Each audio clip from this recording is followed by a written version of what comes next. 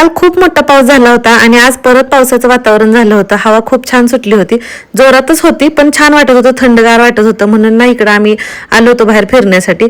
वातावरणाचा जरा थोडा आनंद घ्यावा म्हटलं, पण वातावरण एवढं छान होतं की असं वाटलं आज स्वयंपाक सुद्धा बनवायला नको, इथंच बसावं म्हणून.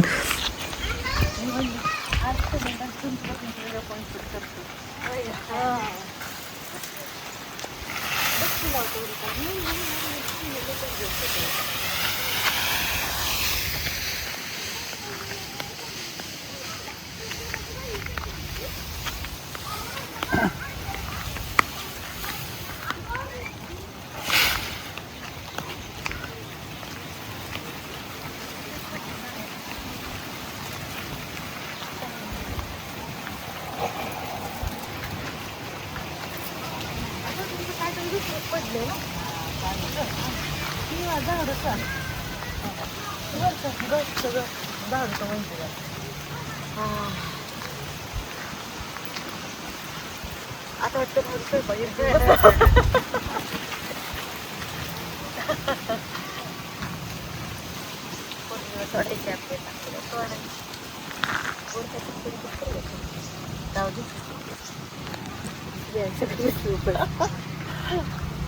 खाल्लं की जागो आता.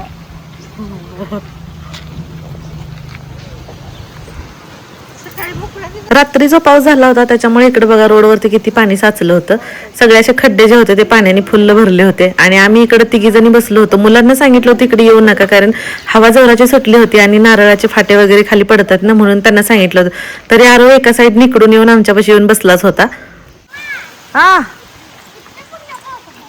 हा होय होय, चला चला चला, पाऊस यायला लागला, चला आतमध्ये. असतात, चल भिजू नको. आंघोळ आता पावसातच होते, आंघोळ पावसात भिजायचं नाही, पावसात. हा चला चला चला चला. आम्ही बाहेर जाताना चहा उकळायला ठेवून गेलो होतो आणि ताहो चेक करत होते की चहा आटला तर नाही म्हणून बघत होते. आणि म्हटलं चला आता वातावरण छान झालं त्याच्यामुळे चहा तर आम्हाला घ्यायचाच होता. छान मस्त कडक असा इथं चहा शिजला होता, पण मला छतवरती जायचं होतं कारण हवाच तेवढी छान सुटली होती आणि वातावरण पण तेवढं छान होतं. म्हणून चहा प्यायचा तिथंच ठेवला आणि अगोदर मी इकडं वरती छतवरती गेले. म्हणजे चला जरा थोडा वातावरणाचा पण आनंद घेऊया. आणि थोडंसं बारीक बारीक पावसाला सुरुवात झाली होती, त्याच्यामुळे असं वाटत होतं भिजावं पावसात, पण तेवढं काही भिजले नाही. पाऊस येणार म्हणून पक्ष्यांची इतकी किलकिलाट सुरू होती ना, इथं तुम्ही ऐकू शकताय बघा. आणि पण वातावरण खरंच खूप छान झालं होतं. म्हटलं चला मस्त कडक असा चहा घेऊया म्हणून इथं रोहिणीनं आणि आम्ही दोघींनी चहा घेतला, कारण आत्तीने मगाशीच घेतला होता आम्ही बाहेर जायच्या अगोदरच. तर चहा घेऊया म्हटलं आणि आमचा अजून चहा घेऊन होतोय तोपर्यंत बाहेर पावसाने हजेरी सुद्धा लावली बघा. आणि हे बघा आता सुरुवात झालेली. काल सुद्धा भरपूर पाऊस झाला होता आणि आज परत परत पुन्हा पाऊस सुरू झाला इथं.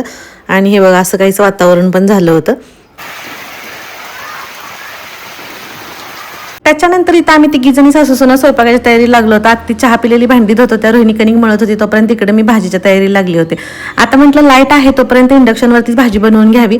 पावसाचं वातावरण आहे त्याच्यामुळे लाईट कधी पण जाते आणि तुम्हालाही माहिती आहे सध्या गॅसचे किती वांदे आहेत ते.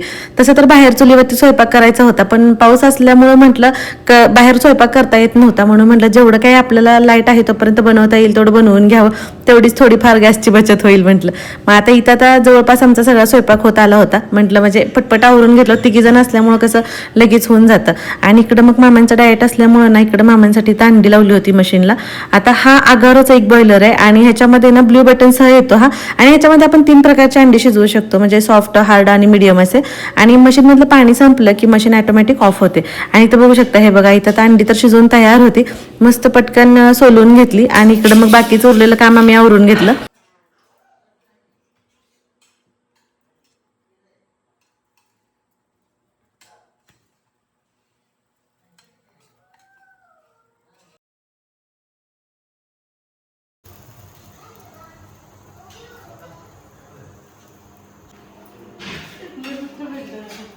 किचन तर सगळं आवरून घेतलं होतं इथं आम्ही. म्हटलं चला ज्यावेळेस खायचं आहे ना त्यावेळेसच गरम गरम शिरा बनवायचा म्हणून मग थांबलो होतं. मग आता इथं बघा आता सगळी आमची कामं वगैरे आवरून झाली होती, गप्पा मारत बसलो होतो तोपर्यंत इथं रोहिणीनं शिरा बनवला. तर आता आम्ही सगळेजण जेवण करायला बसतो. बाकी सगळ्यांचे जेवण झाले होते तर आम्ही तिघीजणच राहिलो होतो आणि आरव एक राहिला होता, म्हणून इथं बसलो आता किचनमध्ये जेवायला. आणि आज खूप दिवसानंतर रोहिणीच्या हातचा शिरा खायला भेटला, पण आज शिरा खरंच तिने खूप छान बनवला होता. आम्ही सगळे जर इकडे जेवत होतो तोपर्यंत इकडं ना आयुष आणि असताना इकडं त्रिवेणीचा फोन आला होता, तर ते दोघं जण फोनवर बोलत होते. मग दीपदाजी इकडे फोन धरून उभा होते कारण ते दोघं बोलतायत म्हणून. मग इकडं आता काही नाही, झालं आमचं जेवण वगैरे. तर कसा वाटला व्लॉग सांगा. चला भेटू परत, बाय.